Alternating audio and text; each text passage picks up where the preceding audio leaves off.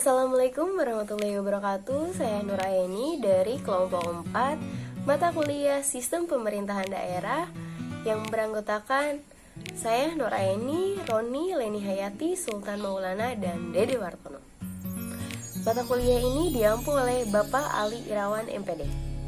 Di sini kami akan menjelaskan mengenai anggaran pendapatan dan belanja daerah atau APBD. Langsung saja kita ke pembahasan yang pertama, yaitu pengertian dan ruang lingkup APBN. APBN adalah anggaran pendapatan dan belanja negara, rencana keuangan tahunan pemerintah negara yang disetujui oleh Dewan Perwakilan Rakyat. Pasal 1, angka 7, Undang-Undang Nomor 17 Tahun 2003, merujuk pasal 12 Undang-Undang Nomor 1 Tahun 2004.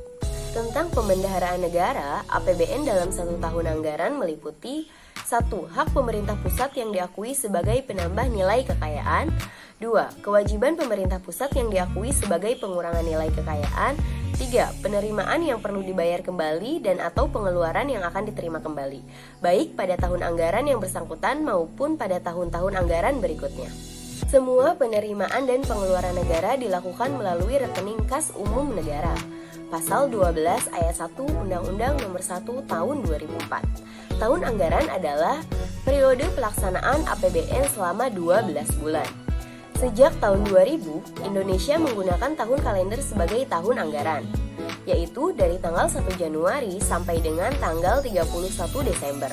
Sebelumnya, tahun anggaran dimulai tanggal 1 April sampai dengan 31 Maret tahun berikutnya. Penggunaan tahun kalender sebagai tahun anggaran ini kemudian dikukuhkan dalam Undang-Undang Keuangan Negara dan Undang-Undang Pemeliharaan Negara, Pasal 4 Undang-Undang Nomor 17 Tahun 2003, dan Pasal 11 Undang-Undang Nomor 1 Tahun 2004. Fungsi anggaran pendapatan belanja negara atau APBN. Yang satu, fungsi alokasi, yaitu penerimaan yang berasal dari pajak dapat dialokasikan untuk pengeluaran yang bersifat umum, seperti pembangunan jembatan, jalan, dan taman umum. Kedua, fungsi distribusi, yaitu pendapatan yang masuk bukan hanya digunakan untuk kepentingan umum, tetapi juga dapat dipindahkan untuk subsidi dan dana pensiun. Yang ketiga, fungsi stabilisasi, yaitu anggaran pendapatan belanja negara atau APBN, berfungsi sebagai pedoman agar pendapatan dan pengeluaran keuangan negara teratur sesuai dengan diterapkan. Jika pendapatan dipakai sesuai dengan yang diterapkan, anggaran pendapatan belanja negara atau APBN berfungsi sebagai stabilisator. Struktur dan susunan APBN. Yang ke-1, pendapatan negara dan hibah. Penerimaan APBN diperoleh dari berbagai sumber secara umum, yaitu penerimaan pajak yang meliputi pajak penghasilan atau PPh, pajak pertambahan nilai atau PPN, pajak bumi dan bangunan atau PBB, biaya perolehan hak atas tanah dan bangunan atau BPHTB, cukai dan pajak lainnya, serta pajak pelanggaran perdagangan, bea cukai dan pajak penghutang ekspor merupakan sumber penerimaan utama dari APBN. Yang kedua, belanja negara. Belanja negara terdiri atas anggaran belanja pemerintah pusat, dana perimbangan serta dana otonomi khusus dan dana penyeimbang sebelum diundangkannya UU Nomor 17 Tahun 2003. Anggaran belanja pemerintah pusat dibedakan atas pengeluaran rutin dan pengeluaran pembangunan. Yang ketiga, defisit dan surplus.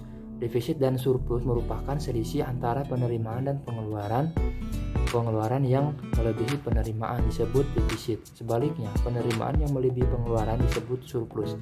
Yang keempat, pembiayaan. Pembiayaan diperlukan untuk menutup defisit anggaran. Beberapa sumber pembiayaan yang penting saat ini adalah pembiayaan dalam negeri, perbankan dan non-perbankan, serta pembiayaan luar negeri (neto), yang merupakan selisih antara penarikan utang luar negeri (bruto) dengan pembayaran cicilan pokok utang luar negeri. Prinsip APBN. Yang pertama, prinsip anggaran APBN. Yang kedua, prinsip anggaran dinamis. Yang ketiga, prinsip anggaran fungsional.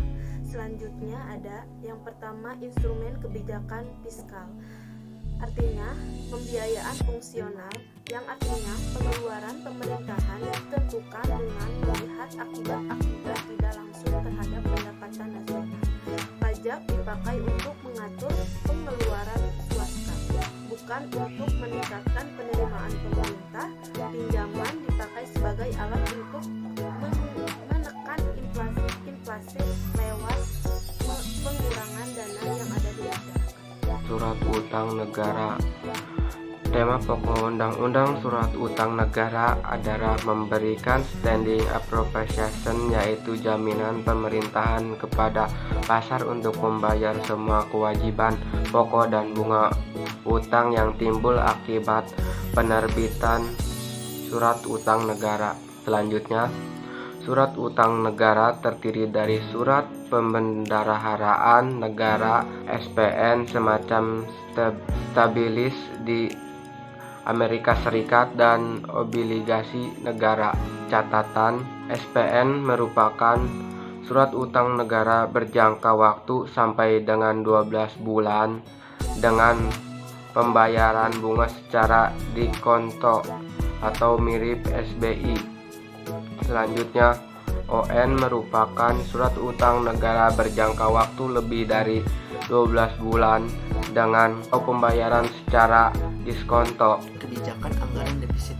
Sejak Indonesia ditimpa sejumlah gejolak perekonomian eksternal, pemerintahan akhirnya memastikan revisi APBN 2008 lebih awal dari waktu biasanya, yaitu di bulan Juli.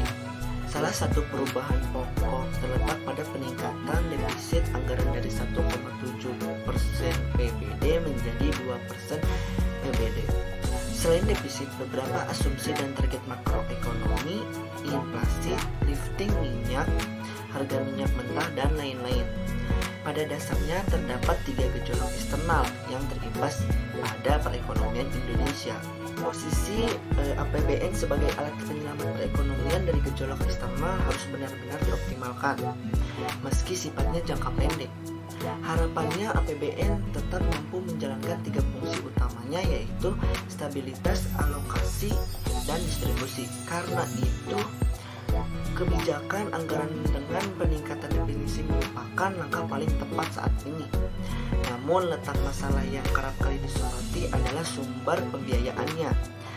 Akumulasi utang pemerintahan dari domestik dan asing menjadi masalah tersendiri bagi perekonomian. Plus dan seimbang. Defisit atau surplus merupakan selisih antara penerima dan pengeluaran. Pengeluaran yang melebihi penerima disebut defisit, sebaliknya penerima yang melebihi pengeluaran disebut surplus. Sejak tahun 2000, Indonesia menerapkan anggaran defisit menggantikan anggaran berimbang dan dinamis yang telah digunakan selama lebih dari 30 tahun. Dalam tampilan APBN dikenal 2 istilah definisi anggaran, yaitu keseimbangan primer atau primary balance dan keseimbangan umum atau overall balance. Keseimbangan primer adalah total penerimaan dikurangi belanja tidak termasuk pembayaran bunga, sedangkan keseimbangan umum adalah total penerimaan dikurangi belanja termasuk pembayaran bunganya.